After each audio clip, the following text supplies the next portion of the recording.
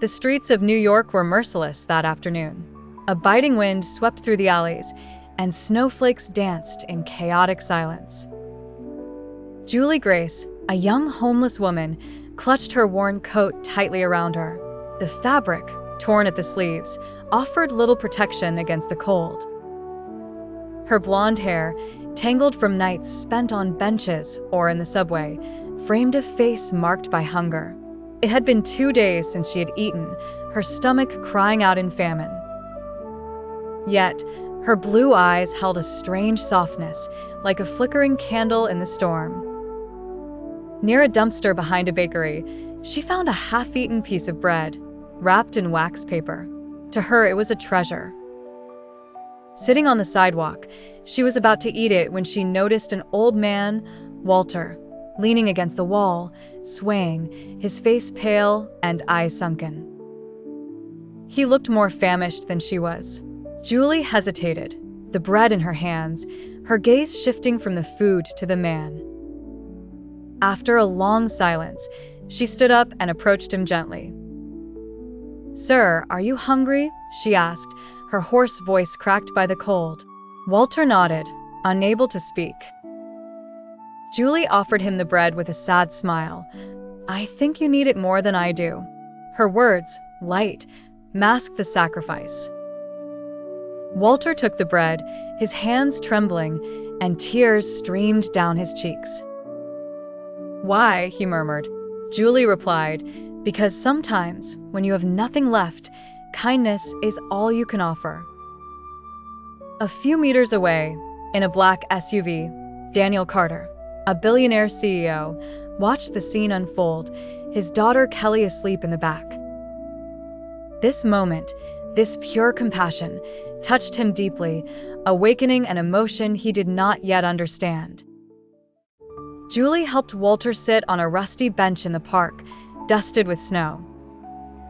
The old man, frail and weakened, clutched the bread like a treasure. Julie removed her tattered coat and laid it over his legs to shield him from the wind. "It's not much," she said, brushing the snow off the bench before sitting beside him. Walter chewed slowly, his trembling hands betraying years of solitude and hunger. They remained silent, united by shared pain. Julie broke the silence, her voice soft and weary. "My mother died 2 years ago from cancer. She was everything to me." She stared at the snow on her shoes, avoiding Walter's gaze. "My father left when I was 8. I waited by the window, but he never came back." Walter stopped eating, his eyes fixed on her, filled with empathy. Julie smiled, a painful smile. "I got a scholarship to study art, the first in my family to go to university. But cancer doesn't respect scholarships." She had given up her studies to care for her mother, selling everything, even their home. Pulling out a worn notebook from her bag, she showed him her drawings, remnants of her past. "This is all I have left," along with her words. "Never lose your heart. It's what the world needs." Julie began to draw Walter, capturing his features with tenderness. When she handed him the drawing, he took it like a precious object. In his SUV, Daniel Carter, a billionaire CEO and single father, watched Julie and Walter. His 4-year-old daughter Kelly was asleep in the back, a crayon still in her hand. Through the frosted glass, Daniel had seen Julie offer her bread and drape her coat over Walter. This simple, selfless act moved him deeply. He asked his driver to wait, unable to look away. Daniel, a man hardened by loss and betrayal, no longer allowed himself to feel. 3 years earlier, after his wife's death, he had been manipulated by a woman, Vanessa, who feigned distress to extract money from him. Since then, he had closed his heart, focusing on his daughter and his empire, Carter and Company. But Julie, with her eyes full of pain and compassion, was cracking his defenses. He didn't understand why this moment affected him so much. Was it her vulnerability? Her generosity despite her own misery? That night, in his luxurious penthouse, Daniel couldn't sleep. The image of Julie, giving her bread and offering a smile, replayed in his mind. He tried to read, to work, but nothing could chase away that vision. The next day, he contacted a private detective to learn more about her. A few hours later, he received a file. Julie Grace, former art student, orphan, homeless for 2 years. No trace of fraud or malice, just a life shattered by grief. That evening, Daniel sat with Kelly in their living room. She was coloring, focused, her tongue slightly sticking out. The day before, in the car, Kelly had gazed at Julie through the window, fascinated. Now, she handed a drawing to her father, a girl with yellow hair offering bread to an old man, with the words, "The Angel of Bread," written in purple. Daniel felt his chest tighten. He hadn't cried since his wife's funeral, not even after Vanessa's betrayal. But this drawing, so innocent, broke something inside him.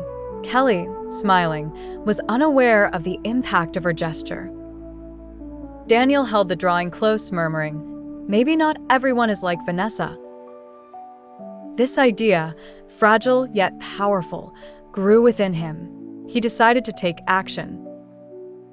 Without revealing his identity, he funded a position for Julie at a local shelter through an anonymous community fund. A week later, Julie stood behind a counter, serving soup to the homeless. Her hair was tied back, her sleeves rolled up, and she offered a smile to each person. For the first time in months, she had a purpose, a warm meal, and a place to keep her sketchbook. Daniel watched her from a window on the second floor of a neighboring building, arms crossed. He saw her grace, her quiet strength, even in her fragility. He had orchestrated this opportunity, not out of pity, but in a quest for meaning. Was it to prove that kindness still existed, or to redeem his own mistrust? He wasn't sure. But watching Julie work, without hesitation or judgment, softened something within him, as if an old wound was beginning to heal. One afternoon, the shelter was crowded, the line for food stretching to the door. Julie was serving soup to an elderly woman when a disheveled and desperate man burst in, shouting and pushing others aside. His eyes shone with hunger and panic.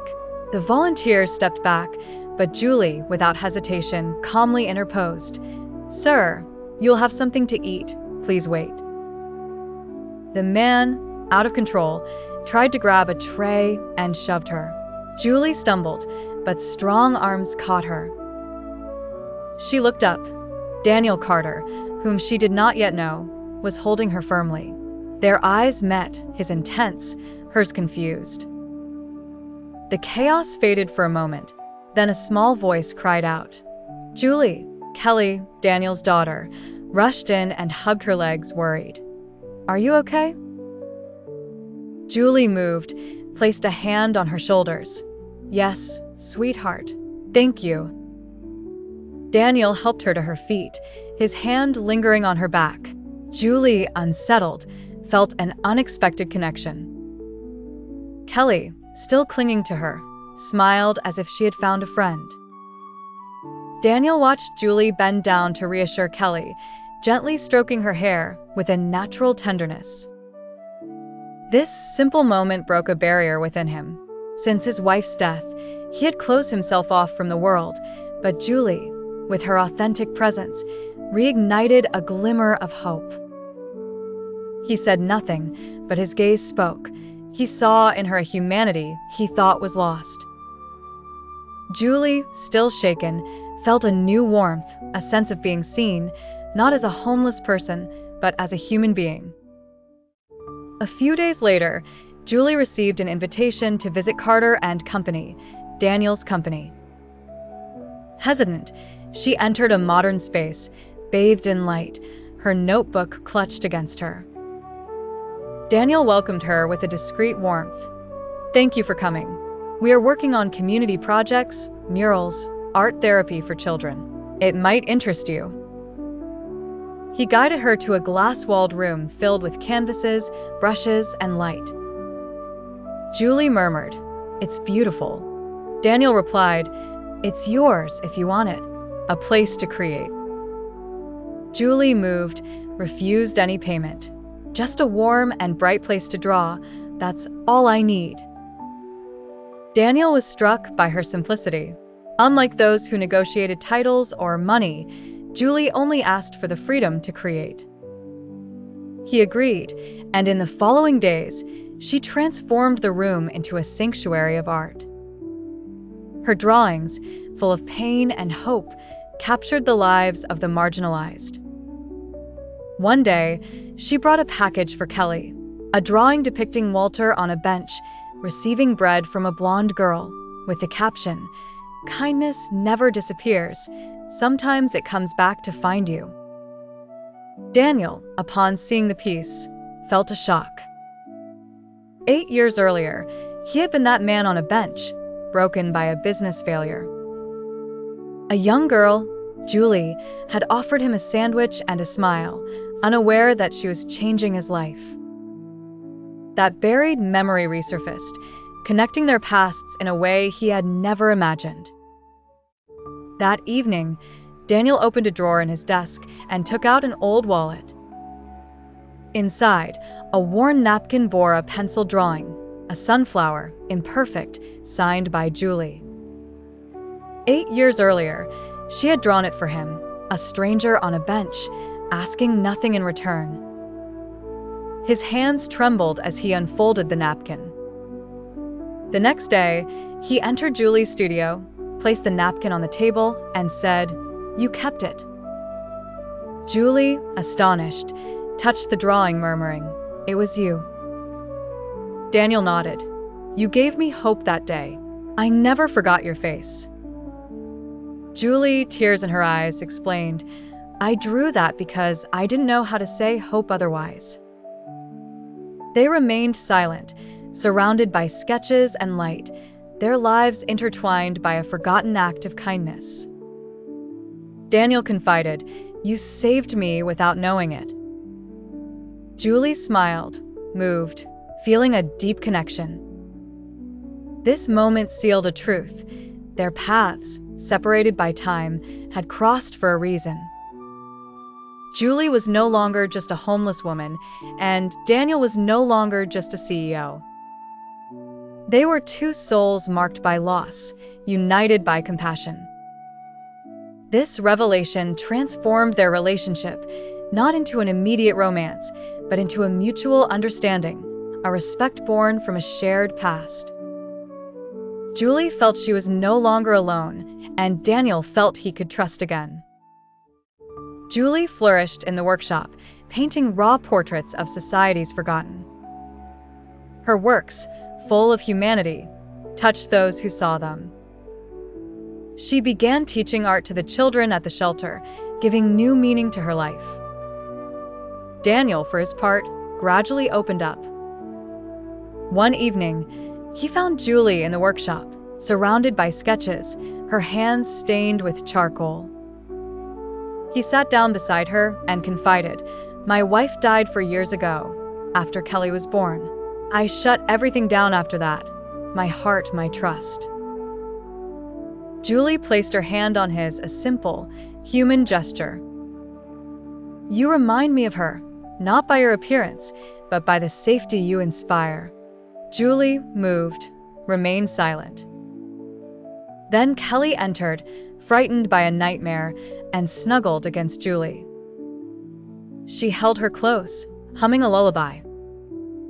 Kelly whispered, "I wish you were my mommy, so that Daddy wouldn't be sad anymore."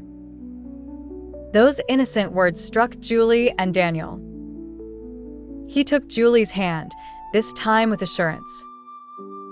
It wasn't a declaration of love, but a recognition. They truly saw each other. Julie felt a new warmth, a sense of belonging. For the first time in years, she was no longer the girl from the streets, but someone who mattered. Julie's exhibition in a local gallery was a quiet triumph. The walls, adorned with her portraits, told stories of pain and hope. The central painting, that of Walter, depicted him dignified, his eyes full of life, with a sketched bench in the background and the inscription, "Everyone deserves to be seen." Walter, present, wore a guardian's uniform, hired by Daniel. He confided to a visitor, "It's the first time someone looks at me without passing through me." The visitors moved, paused, some in tears. A woman squeezed Julie's hand. "Your art reminded me that my brother, a drug addict, is still human." A journalist, touched, asked to tell Julie's story. The streets, the bread, the shelter, the doily. Julie agreed, encouraged by Daniel. The article, titled "From the Streets to Hope, the Artist Who Transforms Darkness into Light," went viral. Thousands of shares, letters, and donations flooded into the shelter. Julie had never sought glory, but her kindness and art became a mirror for the world, revealing beauty in the margins. She continued to paint, to teach, and to plan a mural to honor the invisible. Each evening, near Walter's portrait, she closed her eyes, feeling alive, at home, for the first time in a long while. Christmas was approaching, and in Daniel's living room, an imperfect tree sparkled, adorned with handmade ornaments. Julie, sitting on the floor, was attaching a paper decoration, a piece of bread with a sketched sunflower, a symbol of their story. Kelly, covered in glitter, rushed in. "Is that the bread from the story?" Julie nodded. "It's the beginning of everything." Kelly handed over a drawing. 3 silhouettes, a man, a blonde woman, a little girl, under a starry tree, with the words, "Now, we are a family." Julie moved, hung it next to the bread. Daniel approached, his hand brushing against hers. Their eyes met, full of understanding. He gently embraced her, and Kelly joined them. No grand declarations, just a presence, a home. Julie whispered, "This is where it all began." She was no longer the girl from the benches, but a loved woman, surrounded. Daniel, once broken on that same bench, had been saved by a sandwich and a smile from Julie, without her knowing. Their story was not one of charity, but of healing. A piece of bread, a smile, a spark of kindness had been enough to create a miracle. As the story goes, the person you save today could be the one who brings you home tomorrow. Julie, Daniel, and Kelly, united by compassion, prove that even the smallest kindness can transform lives.